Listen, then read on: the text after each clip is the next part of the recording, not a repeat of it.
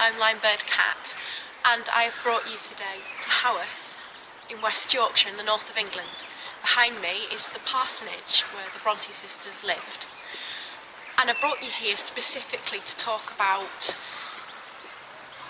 inspiration in writing. I wanted to tell you what it is to be inspired, I suppose, in a lot of ways. I think about the Bronte sisters. They didn't go to university, they didn't belong to writing groups, they were educated at girls' schools, and they taught as governesses. But did they have PhDs, professorships, chairs? No, they didn't.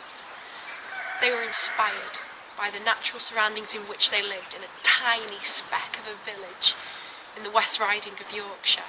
It's not idyllic like it used to be. All those years ago, it was a poverty-filled place. Behind you now is the graveyard that holds somewhere in the region of 40,000 people. A lot of people died. This wasn't a pleasant place to be. To escape it would probably be to become governesses, and that's what they did. But that didn't inspire them to write. Over that way are the moors, where Emily was inspired to write her greatest work, Wuthering Heights. Over there is the school where Charlotte taught, but it was only a minor factor in her writing that her teaching came through in Jane Eyre, of course.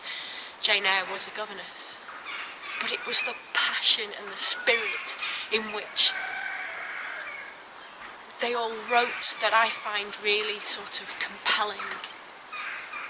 I myself have got a degree, but what does that mean? It means but naught, because I have passion and inspiration to write.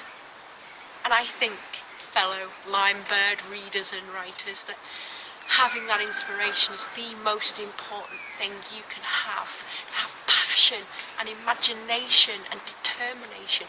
Those are the things that matter the most, and those were the driving forces behind the women that lived in the house behind me.